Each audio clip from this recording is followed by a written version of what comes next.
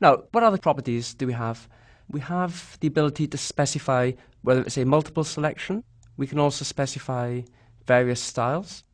But you'll notice we can't actually specify what the items are for the select box. In order to do that, we have to, unfortunately, dip back into the source view, and we have to manually add the options by typing HTML markup at this point. So I'm going to do some typing here. Let's just move the mouse out of the way. Let me change the first option to be please select dash dash dash. And then we'll add some more options to represent various different countries. So here we go. Option. And we'll go for some countries in alphabetical order. So the first country will be Albania. And then we'll add another option to represent the next country. And that will be Armenia. And this could take some time. Then the next option is going to be Argentina. And then, just to save a bit of effort, we'll have one more option, and that will be Zaire. Okay, so we just skipped a few in the middle. Let's just flip back to design mode and see how that looks. Okay, so clearly things are looking better now. We have some items in there. But it was a little bit of a nuisance having to dip back into the source view to do it manually. Right, next up, on the next set of cells, we're going to enable the user to specify whether they can use Visual C#, Visual Basic, or Visual J# as their programming languages.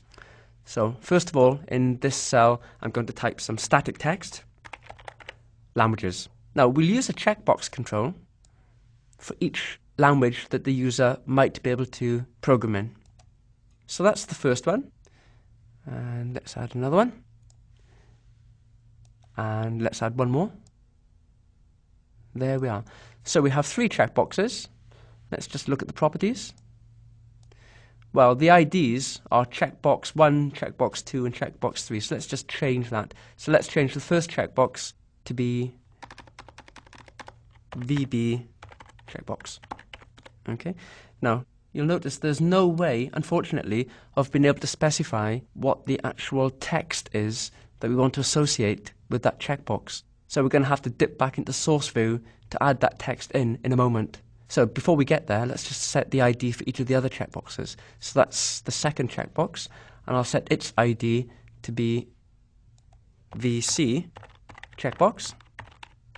And then finally, we'll select the third checkbox, and we'll set its ID to be VJ checkbox, as in Visual J#. Okay, done. Now let's go back to source view, and in the source view, let's put some text for each checkbox. So if you can find the input control for the VB checkbox, okay, and then after that control, we'll type some static text, Visual Basic. There we go. And also, I want each control to appear on a separate line, so I'm going to put a line break in. Right, now let's put in some text for the next checkbox. So that's going to be Visual C#, and we'll have a line break there as well. And then finally, for the last checkbox, we'll have some text. We'll have Visual J#. Okay, let's just check how that appears in the designer. Very good, that's looking much better. One thing I do want to change, if you'll notice the age and the language text, I want that text to appear vertically aligned in this table row. So to do that, there's a v-align property we need to set on the table row.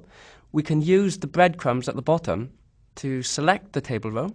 I click the option Select Tag. So that selects the TR tag, and now I can go to the properties in the property window, and if I scroll down, I should find there's a v-align property. There it is. And I can set the v-align property to be top. Okay, so that aligns the controls vertically at the top of that table row, which is what I wanted to achieve. Okay, right, what's next? Now, in the next table row, currently we have 5 columns in the table row, and what I want to do is display a label which spans the entire row. So the easiest way to do that, if I select the TR element, and then right-click on that table row, and merge cells. Okay, so that's effectively merged the 5 columns into a single cell so that I can put a large text box label into that area. Now then, if we go to the toolbox and look for the label command, well, you'll find there isn't one. We have to add the label command manually in the source view. So yet again, we need to go back to the source page, find the table column that we just set up, and in here I'm going to create a label command. So the label command is going to look like this. It's going to be a label command, and let's set the ID to be something meaningful. So ID equals result label, and let's display some fixed text. Result will be displayed here. Okay, and we'll switch back to design view, and there's our control.